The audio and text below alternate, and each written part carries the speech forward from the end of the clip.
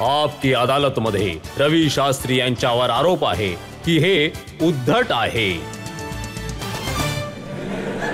रवी, तुमचा क्रिकेटच्या मैदानातला रेकॉर्ड पाहिला. वयाच्या 23व्या वर्षी तुम्ही चॅम्पियन ऑफ चॅम्पियन्स बनलात. 24व्या वर्षी 2000 रन बनवले, 100 विकेट्स घेतल्या होत्या. जबरदस्त रेकॉर्ड होता. पण जेव्हा रवी शास्त्री मैदानात उतरत होते तेव्हा पब्लिक म्हणायची रवी शास्त्री हाय हाय. माझ्या मते तरी मी असा यायचो लोकांच्या मनामध्ये की मी उद्धट आहे, कारण माझी बॉडी लँग्वेज अशी होती. मी खूप सेल्फ कॉन्फिडंट होतो माझ्या क्षमतेप्रमाणे, आणि माझ्यासाठी क्रिकेट खूपच सिरियस गेम होता. तर मी ऑन द फील्ड जास्त टाइमपास नाही करायचो.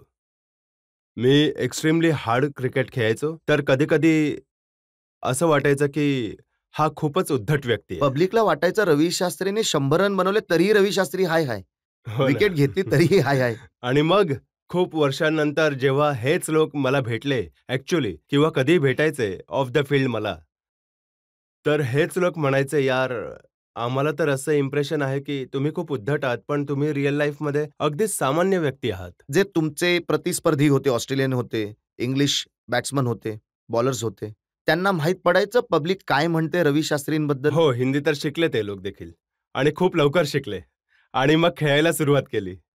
पण त्यांना माहिती होतं की हा असा लबाड आहे की जितकं क्राऊड याला हाय हाय करेल, हा आणखी निर्धारित होईल. कित्येकदा मी ऐकलंय की तुम्ही त्यांना असं म्हटलंय की ते हाय हायचा अर्थ आहे जे हाय हाय वाला नाही, नाही, हाय नाही, हाय ते म्हणून. नंतर.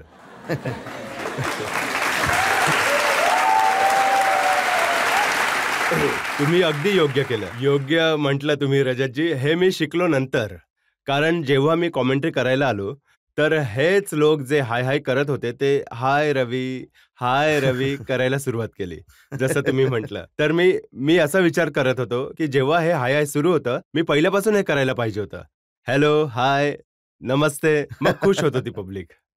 पण रवी, इतक्या वर्षानंतर देखील तुम्ही म्हणता की कॉमेंट्री करत असताना तुम्ही अंदाज बदलला, लोकांना नाही वाटत. आता बघा, वृत्तपत्राची हेडलाईन आहे, जेव्हा हेड कोचच्या संबंधित इंटरव्ह्यू झाले तर बोर्डाने म्हटलं लक्ष ठेवा, शास्त्री अहंकारी आहे आणि कुंबळे मैत्रीपूर्ण. हा अहंकार असल्यामुळे नाही बनलात? आता मला पण नाही माहित. हे जे काही लोकांना म्हणायचं आहे ते म्हणू शकतात, पण माझं मन तर स्वच्छ होतं, कारण मला माहिती होतं 18 महिन्यांमध्ये मी कसं काम केलंय. इमानदारी आणि विश्वासाने मी काम केलं इंडियन टीमसाठी, आणि सगळ्यांना माहिती आहे रिझल्ट काय येते. तर मला या गोष्टीची I don't have to feel afraid at all. मला खरं तर अभिमान आहे की मला अपॉर्च्युनिटी मिळाली. 18 महिन्यांमधलं तुम्ही काम म्हणत आहात, त्याबद्दल गौतम गंभीर यांचं स्टेटमेंट पाहिलं. ते म्हणत होते की 18 महिन्यांमध्ये काय केलं हे तरी सांगा. बांगलादेशमध्ये सिरीज का हरलात? आपल्याच घरात साऊथ आफ्रिकाकडून का हरलात? रवी शास्त्री हिरो बनत होते, आम्ही तर बघा हरत भाऊ, होतो. आम्ही तर ह्युमन बिंग आहोत. गौतम गंभीर पण खूप क्रिकेट खेळलाय, त्याला माहिती आहे प्रत्येक वेळी 100 नाही बनवू शकत. त्यांचे पण झिरोज आम्ही मोजून त्यांना सांगू शकतो किती बनवले.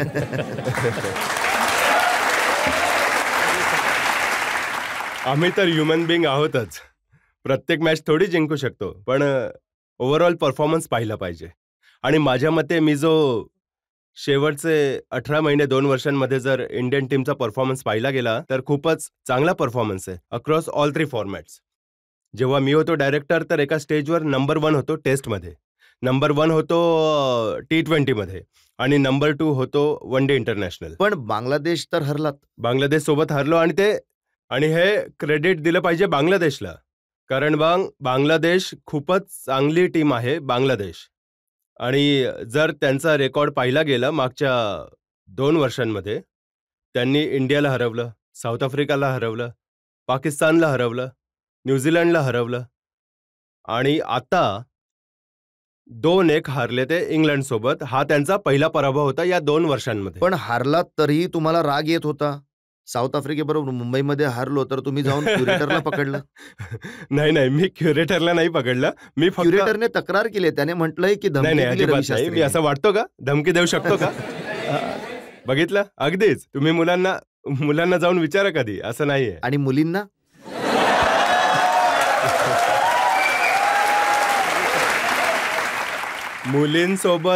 मुलींना तर कधी धमकी नाही दिली पाहिजे. त्या दिशेला तर गेलंच नाही पाहिजे. पण पण तुम्ही सौरभ गांगुलींनाही धमकी दिली, म्हटलं यांनी मला डिसरिस्पेक्ट केलं. नाही, नाही, नाही, नाही. मी धमकी नाही दिली. बघा, हा इंटरव्ह्यू होता आणि आम्हाला बोर्डने म्हटलं होतं, की जर तुम्ही कारण की वेळ कमी आहे, जर तुम्ही 2 दिवसात नाही येऊ शकला कलकत्त्यात, तर तुम्ही व्हिडिओ कॉन्फरन्सवर पण येऊ शकता. पण रवी, हा उद्धटपणा तर नव्हता. तुम्ही बँकॉकमध्ये सुट्टीसाठी गेलेलात. इंडियन टीमच्या हेड कोचसाठी इंटरव्ह्यू आहे. हं. हा तर तुमचा अहंकार आहे, की मी वाटेल तिथूनच नाही, देईन नाही, हे इंटरव्ह्यू. तर ऑलरेडी आधीपासूनच प्लॅन झालं होतं आणि मी ऑलरेडी होतो तिथे. जेव्हा मेल आला BCCI मधून त्यामध्ये लिहिलेलं होतं, की 2 दिवसांचा वेळ आहे. जर तुम्ही नाही येऊ शकला तर या वेळेवर, वेळ पण लिहिली होती. या वेळेवर तुम्हाला व्हिडिओ कॉन्फरन्सवर यावं लागेल. आणि सचिनजी होते व्हिडिओ कॉन्फरन्सवर. VVS लक्ष्मण आणि संजय जगदाळेजी ते तर होतेच. तर मी म्हटलं, की जर हे लिहिलेलं आहे, तर मी काही चुकीचं तर करत नाहीये. मी डिसअपॉइंट यासाठी झालो, कारण सचिनजी बसू शकत होते इंग्लंडवरून 6 तास, 7 तास व्हिडिओ कॉन्फरन्सवर. VVS लक्ष्मण होते तिथे.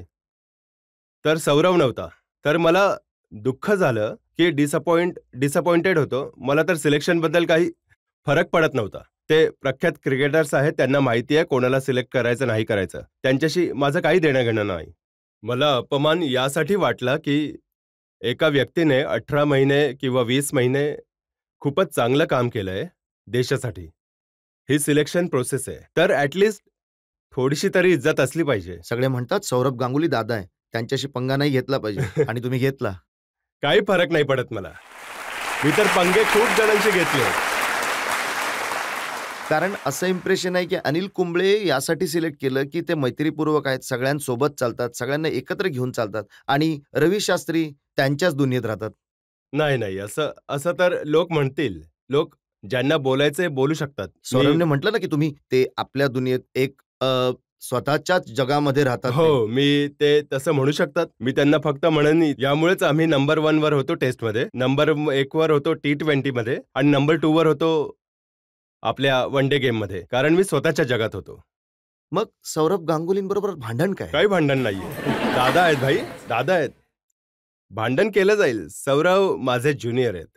जेव्हा मी जेव्हा खेळत होतो वेस्ट झोनसाठी किंवा ते खेळत होते ईस्ट झोनसाठी. मला आठवतं मी टाटाजमध्ये काम करत होतो. मी कॅप्टन होतो टाटाजचा आणि मला एवढं छान वाटलं त्यांची बॅटिंग आणि क्रिकेट एबिलिटी, की मी टाटाजमध्ये लोकांना म्हणालो, की याला घ्या टाटा टीममध्ये. ते आजपर्यंत आहे टाटा टीममध्ये. तर मग का सौरभ गांगुली तो इंटरव्ह्यू मध्येच सोडून गेले? ते तर आता सौरवला विचारावं लागेल. कारण मी तर होतो इंटरव्ह्यूसाठी, पण सौरव नव्हता. तर हा प्रश्न त्यांना जर विचारला तर त्यांना ते मी उत्तर नक्कीच देऊ विचारेन. शकतील. पण तुम्हाला असं विचारायचं आहे, हो. की अनिल कुंबळे हेड कोच आहेत टीमचे. हो. स्पष्ट आहे तुम्हाला ती पोझिशन नाही मिळाली तर तुम्हाला थोडं दुःखही झालं होतं. हं. पण तुम्हाला वाटतं, की अनिल कुंबळे खरंच चांगले कोच होऊ अरे, शकतात? जबरदस्त क्रिकेटर आहेत. नाही कोच, तर आता कळून येईल, कारण ते जसं मी कधी नाही केलं होतं. तर तुम्ही कोणा व्यक्तीला जज करू शकता 1 वर्ष, 1.5 वर्ष, 2 वर्षानंतर. कारण आता तर नवीन-नवीन आलेत आणि मला तर काहीच शंका नाहीये, की हे चांगलं काम नाही करणार. हे जबरदस्त काम करतील. कारण कसलेले क्रिकेटर आहेत. 600च्या वर विकेट्स घेतल्या आहेत.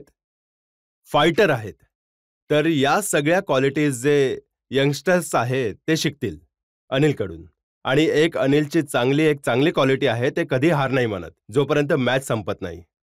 ते लढतील. तर या सगळ्या क्वालिटी टीममध्ये येतील. तर माझ्या मते मी त्यांना खूप फायदा झाला पाहिजे, कारण ते खूप कंटेम्पररी क्रिकेटर आहेत. ते ते थोड्या काळापूर्वी ते RCBचे मेंटॉर होते, मुंबई इंडियन्सचे मेंटॉर होते. ते क्रिकेट पण खेळले आहेत 2007-8 पर्यंत. तर जी इंटेग्रिटी आणि रेप्युटेशन आहे त्यांचं, ते खूप चांगलं आहे. तर माझ्या मते तरी इंडियन टीमला फायदा होईल त्यांचा. मग इंटिग्रिटी एक्सपिरियन्स तर तुमचाही चांगला आहे, तर तुम्ही त्यांच्यापेक्षा उत्तम असतात. आम्ही तर आमचा कालावधी होता 18 महिने. पण त्या 18 महिन्यांमध्ये जी मला संधी मिळाली, मी या BCCIचे आभार मानू इच्छितो, की अशी संधी दिली. कारण मला नाही वाटत, की इतकं चांगलं करू शकते टीम, इतक्या कमी वेळामध्ये. तर मी हे प्लेयर्सला देऊ इच्छितो क्रेडिट, की त्यांनी इतका चांगला परफॉर्मन्स दिला, इतक्या कमी वेळामध्ये अक्रॉस ऑल 3 फॉर्मॅट्स. नक्कीच जनतेमधील लोकांना काही प्रश्न विचारायचे आहेत. सर, तुम्ही म्हणालात की मी 18 महिन्यांमध्ये टीमला खूप इम्प्रूव्ह केलं होतं.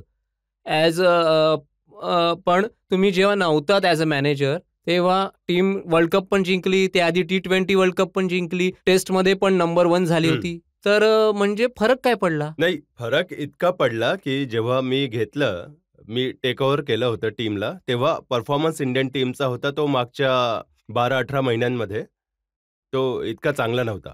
तो माझ्या मते इंग्लंडसोबत हारलो 3-1 आणि खूप कित्येक टेस्ट मॅचेस 2.5 दिवस, 3 दिवसात संपल्या होत्या.